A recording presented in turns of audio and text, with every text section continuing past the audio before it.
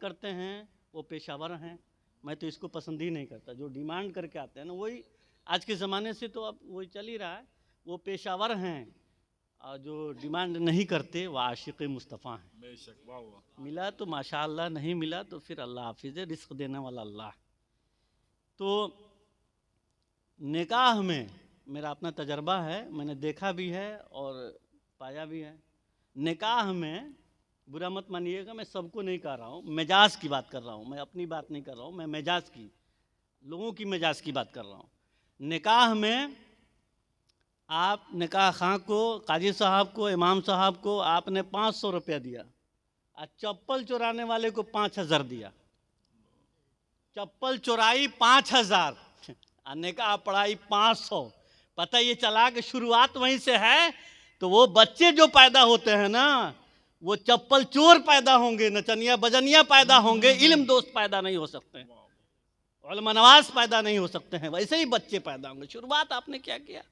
Disco dance سے کیا, orchestra سے کیا, ناچ گانے سے کیا, علماء کی قدر نہیں کی.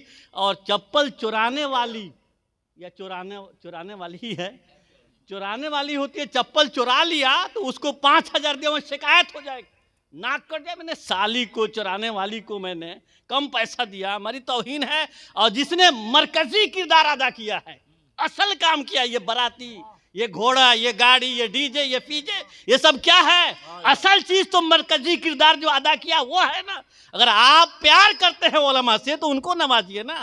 مسجد میں دینے کی بات آتی ہے تو کہتا ہے 100 روپے لے لیجئے, جیسے حجام کو دیا جاتا ہے. برا مت مانیں, ایک حجام ہم سے ناراض ہو گئے. مسجد میں اللہ کے گھر میں دینے کی بات آ گئی, اس موقع سے چلیے اپنے بچے کا. میں نے اللہ کا کرم پایا, مجھے اللہ تعالیٰ نے جوان بیٹا عطا کیا, صحرا باندھا, یہاں تک آیا. مولانا آپ نے منہ کھول دیا, چلیے میں اللہ کے راستے میں اپنے بیٹے کا صدقہ دے رہا ہوں, 5000 لیجئے مسجد میں. تو سمجھ میں آتا کہ یہ قوم کیا ہے. تو اس قوم میں کیسے بچے پیدا ہوں گے آپ سمجھ سکتے ہیں. دشمن احمد پہ شدت کیجئے. امام حسین نے کیا ہمیں سبق دیا, حضرت کے حوالے سے جملہ کہہ دوں. امام حسین نے ہمیں کیا سبق دیا ہے؟ معیار ہی بدل دیا, بالکل معیار بدل دیا. امام حسین نے جو سبق دیا وہ کربلا کے میدان میں جا کے سبق دیا. بھوکے پیاسے رہ کر کے لڑنا یہ کمال ہے, کھا کر کے لڑنا کیا ہے. صحراؤں میں, جنگلوں میں, بیابانوں میں اور دریاؤں میں جا کر کے انہوں نے راستہ بنایا ہے لڑنے والوں نے. آج تو بستر پہ سو رہے ہیں اور پھر لڑنے کی فرصت نہیں ہے, جانے کی فرصت نہیں ہے. ہم کیا کریں؟ ایک آدمی کہا فلسطین میں ایسا ہو رہا ہے, ہم کیا کریں مولانا مفتی صاحب, ہم کیا کریں؟ میں نے کہا ارے آپ کیا کیجئے گا, جائیے کوئی نہیں بازار پر 2 گھنٹہ چائے پیجئے دکان میں, ادھر ادھر کی بات کیجئے, غیبت کیجئے, چغلخوری کیجئے, اور کیا کیجئے گا. رات میں آئیے تو رات بھر موبائل دیکھیے, اور کیا کیجئے گا. کبھی قرآن مت پڑھیے, کبھی آپ نعت مصطفیٰ مت سنیے, علماء کی گفتگو کو نہ سنیے, رات بھر موبائل دیکھیے, گھروں میں بیٹھیے.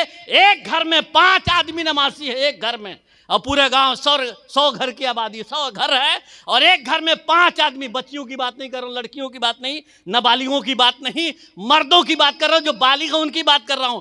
5 آدمی ایک گھر میں, اپنے گھر کی بات بھی کر رہا ہوں. ایک گھر میں 5 آدمی ہیں نماز پڑھنے والے, 5 بھائی ہیں, 4 بھائی ہیں. مسجد میں جا کر کے دیکھیے, میں دیکھتا ہوں تو کیا دیکھتا ہوں کہ پورے گاؤں میں 100 گھر, ایک گھر میں 5 نمازی, اور نماز پڑھنے کے لیے صرف 5 آئے. اس سے آپ اندازہ لگے تعداد کتنی.